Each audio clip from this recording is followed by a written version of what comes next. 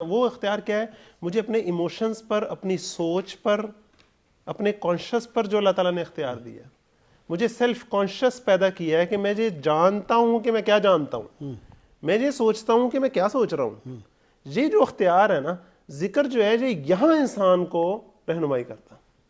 اب اس پر ذرا غور کیجئے گا، جب ہم اللہ تعالیٰ کو یاد کرتے ہیں، ذکر کرتے ہیں، تو وہ کیا اللہ تعالیٰ کو کیا یاد کر رہے ہوتے ہیں؟ دیکھیں ذکر کے دو بیسک معنی ہیں نا، ایک یاد کرنا، ایک یاد رکھنا.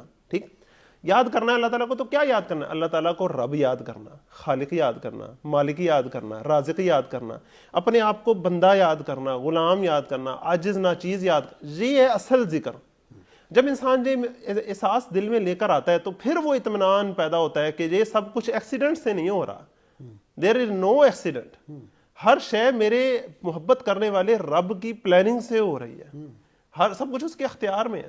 اور اگر میں اس کی مرضی کے مطابق چل رہا ہوں، اگر وہ مجھ سے ناراض نہیں ہے، تو پھر وہ جو بھی کر رہا ہے وہ میرے بھلے میں ہے، خیر میں، مجھے کوئی پریشانی کی ضرورت نہیں ہے. تو ایک اطمینان کی کیفیت، ایک سٹریس فری لیول پہ انسان چلا جاتا ہے. اور یہ جو سٹریس ہارمونز ہیں اور سٹریس انگزائٹی، یہی سب چیزیں ہیں جو انسان کے پھر پورے جسم پر اپنے اثرات مرتب کرتی ہے. پھر نیند کی خرابی، پھر کرونک فٹیگ رہنا، اور پھر انسان کی امیونٹی ہی ڈاؤن ہو جاتی ہے، اور باقی پھر سارے جراثیم تو تیار بیٹھے ہیں حملہ کرنے کے لیے. جس طرح روحانی طور پر شیاطین تو تیار بیٹھے ہیں حملہ کرنے کے لیے اگر آپ کمزور ہو جائیں تو، اگر آپ روحانی اپنی اس کی کیفیت کو چھوڑ دیں.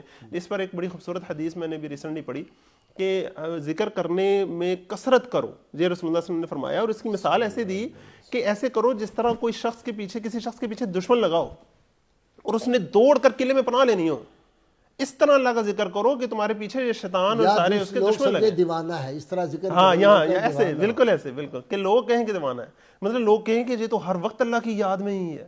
تو جب انسان اللہ تعالیٰ کی یاد میں ہمہ وقت ہوتا ہے تو پھر وہ صرف زبان سے نہیں بلکہ اس شعور کے ساتھ، توکل کے ساتھ، اور اپنی میں مار کے، جیسے صوفیہ کہتے تھے نا، پہلے میں مارو گے تو پھر اللہ کا ذکر ہوگا. نہیں تو وہ جتنا ذکر کرے گا وہ الٹا جو ہے وہ اپنا آپ کو بڑا حاجی سمجھ رہا ہوگا اور دوسروں کو حقیر سمجھ رہا ہوگا.